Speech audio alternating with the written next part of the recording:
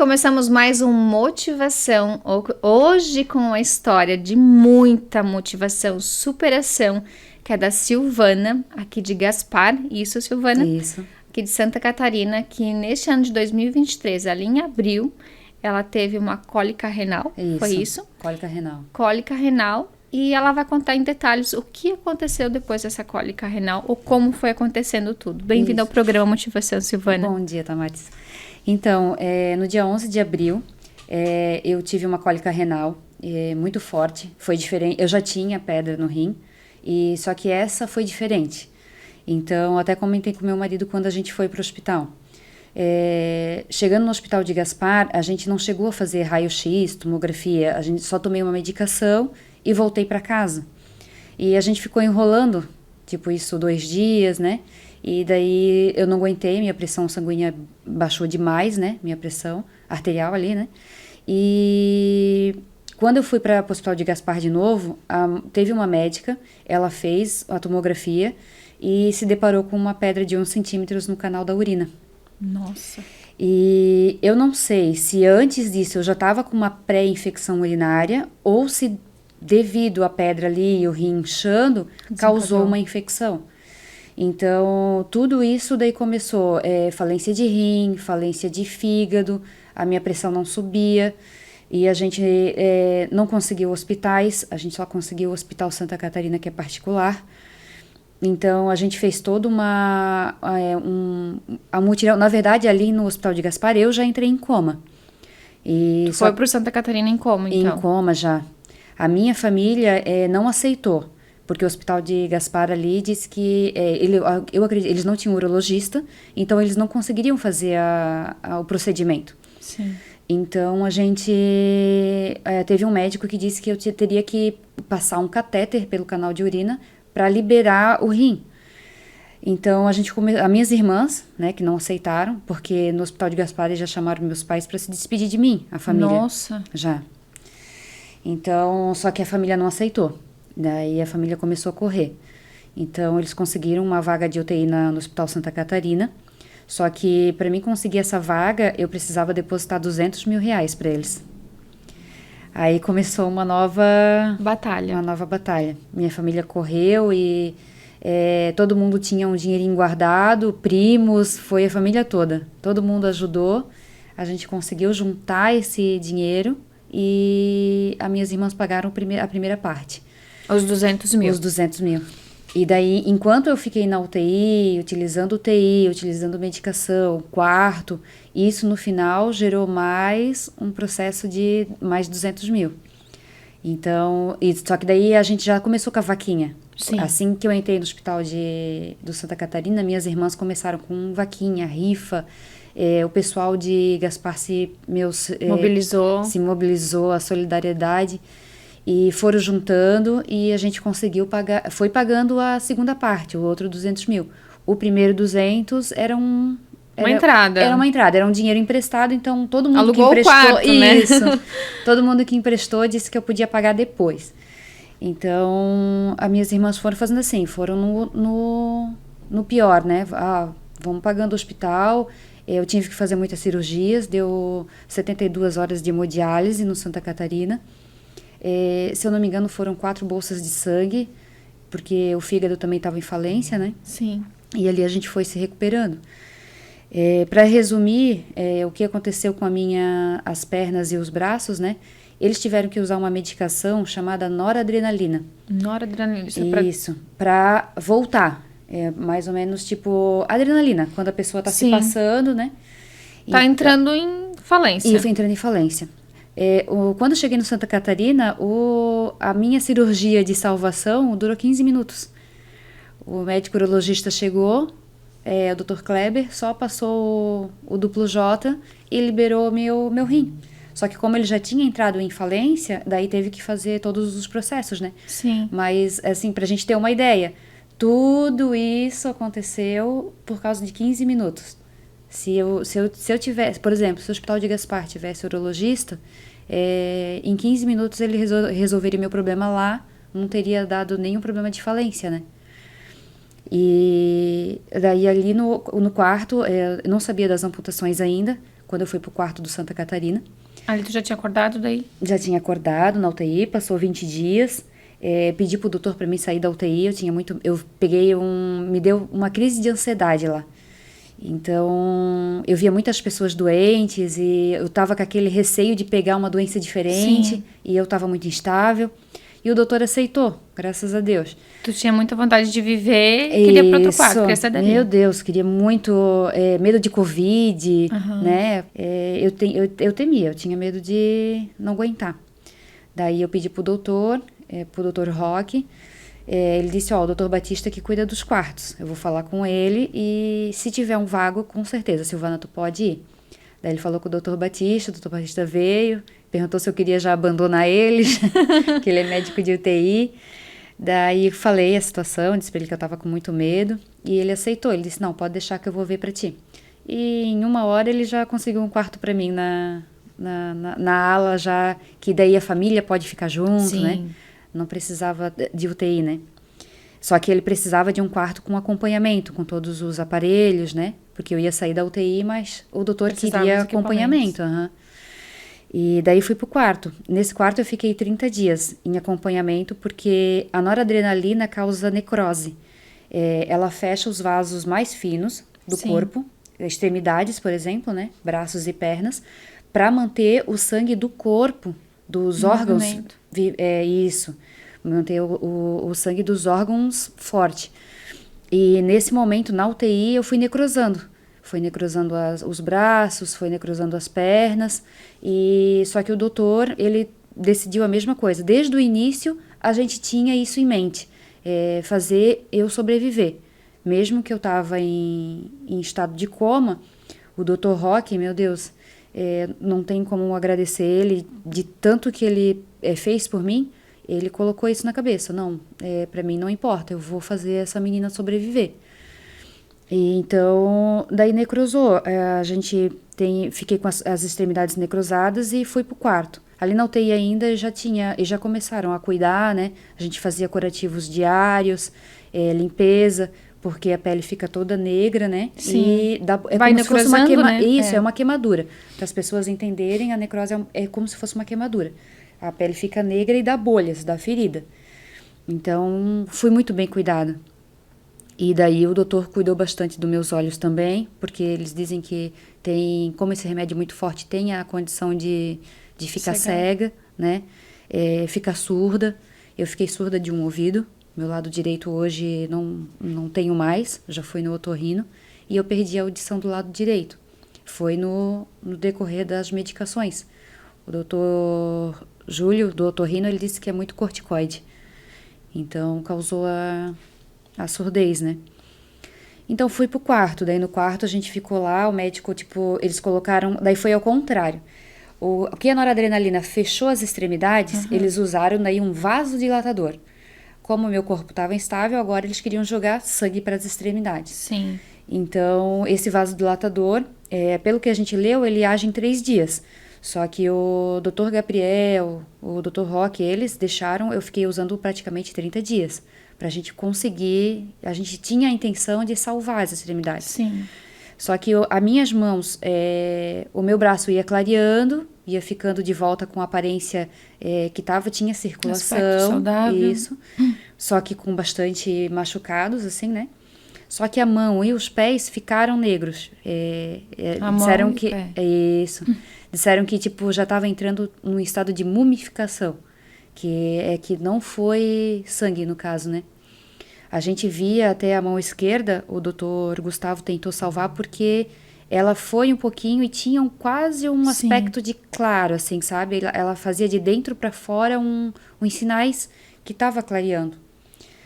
Daí eu tive um contato com 7 ortopedistas, para a gente não precisar amputar. Nossa ideia não era amputação.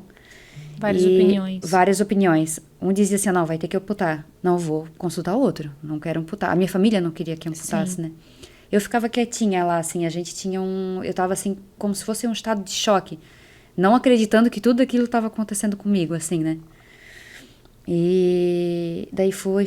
Teve um ortopedista que chegou pediu para desenrolar a faixa. As enfermeiras não queriam tirar porque como é que é?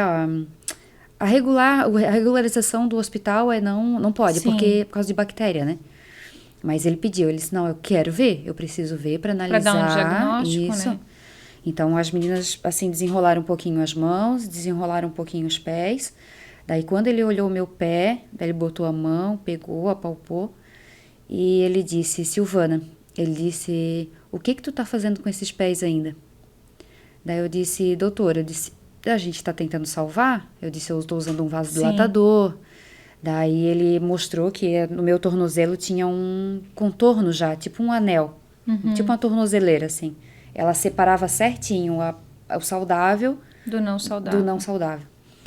Ele disse, Silvana, esse teu pé é comida de bactéria. Ele disse, não tem mais vida. Se tu quiser sobreviver, se tu não quiser pegar mais uma infecção, tu tem que tirar. Ele disse, e se tu pegar mais uma infecção, tu não tem uma segunda chance. Tu teve a primeira, uma infecção generalizada. Uma segunda tu não vai ter. Daí, Nossa. Daí aquilo... Tava em choque. Daí aquilo, tipo, foi o meu... Que eu digo pra todo mundo, foi meu tapa na cara, né? Porque nenhum médico chegava com essa certeza e dizia, né? Ele não... Nenhum Tão chegou pra mim firme e nas disse... palavras, isso. né? Nenhum chegou pra mim e disse assim, Silvana, tira porque tu vai morrer. Era isso que ele quis dizer. Mas os outros médicos, tipo, não tinham coragem, tinham medo de falar. Talvez por causa da depressão, por causa da parte mental, né? Então, daí ali o doutor saiu, não lembro o nome dele. E eu fiquei a noite toda pensando. Mas tu lembra das palavras dele. Fiquei pensando naquilo, fiquei pensando. Disse, meu Deus, me ajuda, o que eu vou fazer? Eu tiro ou não tiro? Tiro ou não tiro? Daí chegou no outro dia de manhã, veio o meu médico vascular, doutor Gabriel, que cuida dessa parte das amputações. Daí eu disse, doutor Gabriel, acho que eu tomei uma decisão. E a minha perna esquerda doía muito, muito, muito. E ele dizia pra mim que eu tinha que tomar uma decisão rápido. Só que a gente, na esperança, né? Todo mundo vinha, padre, pastor, e Silvana, confia em Deus, vai dar certo. Não deixa cortar, espera um pouquinho. E a gente foi nessa, né? E daí eu disse pro doutor Gabriel, eu tive uma, como é que fala? Uma aceitação, né? Eu disse pra ele, tomei uma decisão, eu vou amputar. Daí ele olhou pra mim, encheu o olho de lágrima, ele disse, Silvana, eu tava esperando a tua decisão. Ele disse, a gente não pode se meter na decisão influenciar, né, isso, a influenciar o nosso paciente. Ele disse, tomou a decisão certa. Daí eu disse, doutor, eu disse, só corta a minha canela, eu disse pra ele, não corta o meu joelho. Porque a minha irmã, antes da amputação, ela, tipo, todo mundo já ia imaginando que poderia acontecer. Sim. Então ela chamou o Odi de Gaspar, que ele já é amputado, e o Odi foi fazer uma visita para mim no hospital e mostrar como funciona uma prótese. Sim. E daí ele disse, Silvana, tenta não tirar o joelho, porque sem o joelho é muito difícil. Ele disse, tu não imagina uma prótese do joelho como é uma adaptação. E eu fiquei com aquilo na cabeça. Daí pro doutor Gabriel, eu disse, doutor Gabriel, não tira o meu joelho, eu dizia pra ele, não tira, corta minha canela, mas não tira meu joelho. Daí ele disse, Silvana, então vai ser assim, são 4 dedos abaixo do joelho, o corte da amputação, para usar uma prótese. Eu disse, doutor, para mim não importa a parte técnica. Eu disse para ele, só vamos tentar fazer. Ele bem assim, vamos tentar fazer. Daí a gente foi para amputação, era para ser às 2 horas, ele tinha marcado a sala de cirurgia, só que demorou, foi lá pelas umas 4, 5 horas da tarde. Daí lá no meio da cirurgia, ele abriu minha perna esquerda e a minha perna, tipo, se desmanchou em cima da bancada. Da mesa da cirurgia. Daí ele disse, vou ter que cortar um pouquinho mais acima. Daí ele cortou o tornozelo, né? Cortou a canela, continuou se desmanchando. Daí ele viu que a minha perna estava toda infeccionada. Daí ele teve que chamar o meu marido e a minha irmã, porque precisa de uma decisão para o corte ser maior. Daí perguntaram, e olha só, eu nem tinha conversado, como é coisa de Deus, né? Eu não tinha conversado com a minha irmã e com o meu marido. E quando o doutor Gabriel perguntou para eles o que ele fazia, os dois disseram, doutor, a Silvana quer viver. Não importa o que o senhor vai fazer, faz ela sobreviver. Daí ele disse, então eu vou fazer o possível para ajudar a Silvana.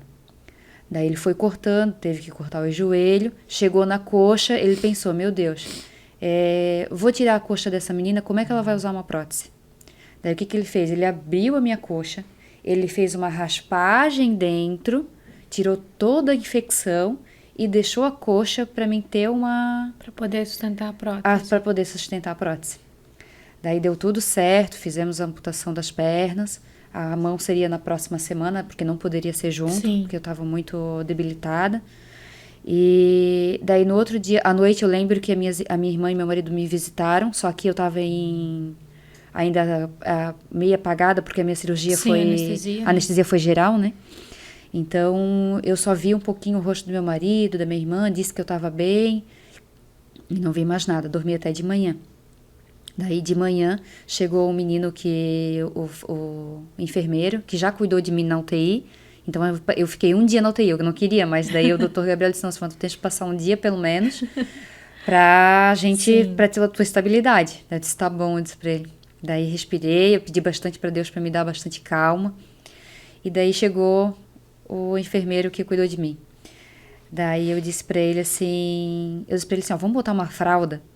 Porque eu disse, como eu fiz a anestesia, eu disse, eu não sinto nada. Eu disse, para não fazer sujeira e coisa, né? Eu disse, vamos botar uma fralda para garantir.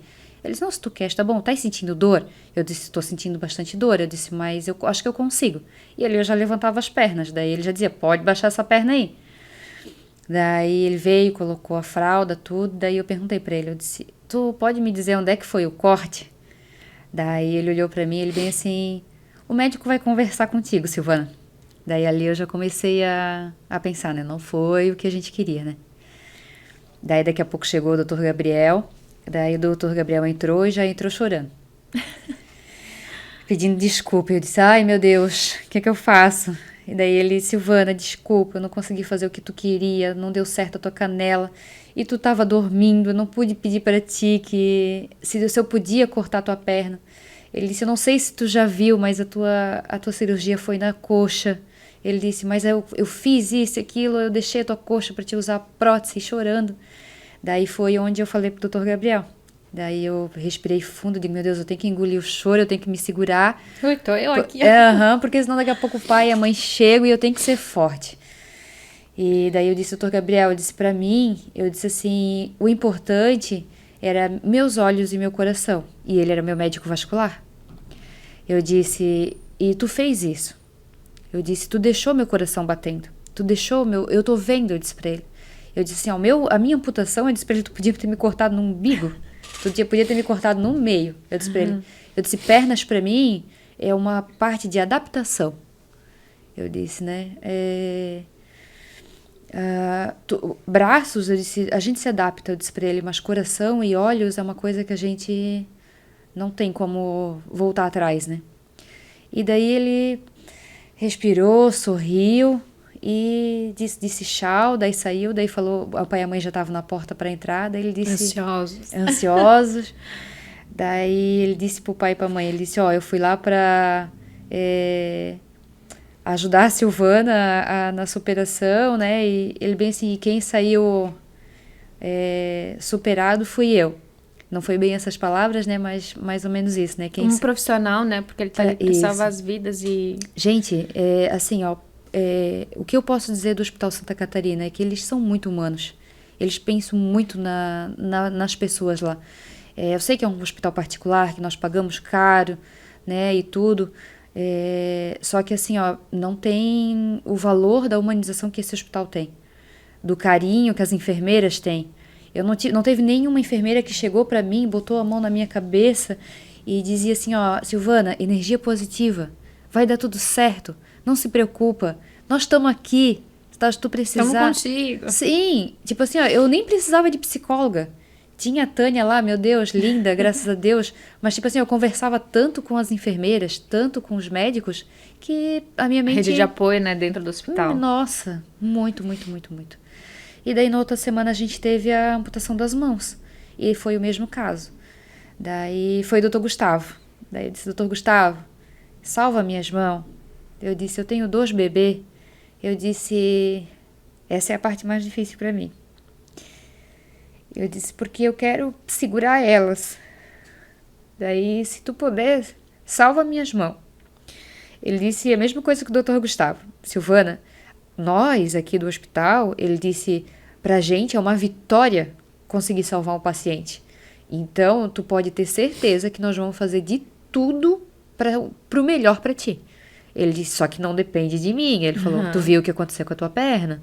A gente não sabe como tu tá por dentro. Daí eu disse, tá bom. Daí já deu aquele alívio de novo. Eu acredito que a minha aceitação e a minha paz no hospital foi muito das orações, que eu recebi muitas orações aqui fora. Então, eu sentia uma paz no meu coração. Eu ia por as salas de cirurgia sorrindo, os médicos não acreditavam. Eu dizia assim, eles bem assim, não estás com medo? Eu disse, não tô com medo. Eu disse, eu tô na mão de Deus, eu não tô com medo, vai ser o que Ele quiser. E daí a gente foi para amputação, voltou e aconteceu o mesmo caso. Chegou o Dr. Gustavo para explicar. Daí ele disse, eu vi que eu tava com uma, a gente chama antena, né, mas é aquele fixador, né? Vi que eu tava com um fixador. Eu disse, um fixador, que estranho, né? Daí o Dr. Gustavo veio e disse, Silvana, a gente não conseguiu salvar a mão direita porque a mão direita estava infeccionada. Então, e a tua mão esquerda, a gente colocou dentro da barriga. Eu fiz uma raspagem. Ele disse, coloquei dentro da barriga. Ali vai restaurar tuas células. E depois a gente usa já a parte da pele da barriga para fazer enxerto, para fazer a parte de cima. E eu botei um fixador. Ele está fixado na tua bacia. Então, para te não puxar a mão, para a gente não correr o risco de tu tirar essa mão da barriga. Literalmente a mão na barriga. Literalmente no abdômen, tava por dentro, tava lá dentro. Daí ele disse, daí ele explicou, a direita, se eu fizesse a mesma coisa, ele disse, ela é infeccionada, eu ia colocar ela dentro da tua barriga e ia dar a infecção generalizada de novo. Então a gente não tá aqui para riscos, tu não pode mais ter risco nenhum. E o Dr. Roque, que é o médico clínico geral lá que cuidava de mim, ele também. Eu tava com infecção urinária de repetição todo dia. A gente fazia exame, infecção, fazia exame, infecção. E o Dr. Roque, tipo, não deixava barato. Ele já... Passando por tudo isso ainda com a infecção. E daí chegou um dia, ele, num curativo, ele acompanhava todos os curativos. De manhã ele chegava lá, ele mandava tirar o curativo e ele queria acompanhar tudo. Eu tive um acompanhamento surreal. Daí, bem imunizado mesmo. Bem imunizado. Ele chegou um dia, tiraram a tala, ele olhou para minha mão, ele olhou assim, ele disse assim, pegou o telefone, laboratório, eu preciso de um teste de bactéria agora. Daí veio a moça, vieram bem rápido, daí a moça ia fazer o teste, daí o Dr. Roque disse assim, não, eu vou fazer o teste. Ele disse, vocês não precisam fazer. Daí ele pegou a palhetinha que faz teste, foi lá, tirou as amostras da mão e pediu urgência no resultado. Daí no outro dia já veio o resultado, eu tava com bactéria na mão. Eu já tava, tipo, quase ganhando atestado, sabe? Assim, já tinha passado umas 2 semanas. O Dr. Gustavo disse que as amputações das mãos eram leves, tipo, não... São menos do que a perna, né? Sim. E já tinham se passado uns 20 dias e as pernas já tinham cicatrizado, a minha cicatrização estava ótima. No Hospital Santa Catarina mesmo tem a hiperbárica, né, que é a câmara de oxigênio, eu estou fazendo também. Então, isso acelera muito a cicatrização. Sim. Então, o Dr. Roque, assim, que eu passei pelas amputações, no primeiro dia ele já me mandou para a hiperbárica, mesmo amputada, com dor ali, caindo da anestesia, ele disse, não, tu vai... Ele disse, tu vai fazer a hiperbárica. E comecei a fazer, em 2 dias essa mão aqui estava desinchada, a bactéria estava diminuindo, só que a infecção urinária não, né? A infecção urinária me deu um baile lá. Daí o doutor disse, Silvana, tu só vai sair quando tu não tiver mais infecção. Daí se passou mais um mês, eu fiquei 58 dias internada, devido às infecções. E ali a gente foi... 2 meses. 2 meses praticamente. A gente foi passando por tudo e aceitando, e fisioterapia. Assim que cicatrizou, a fisioterapeuta já começou a fisioterapia, controle de tronco, porque eu saí da UTI super debilitada, sem musculatura Tu nenhuma. fica deitada, né? A fisioterapeuta disse que a partir do momento que tu fica 2 horas ali em coma, os teus músculos já começam a deteriorar, tipo, tu não tem mais, acaba tudo.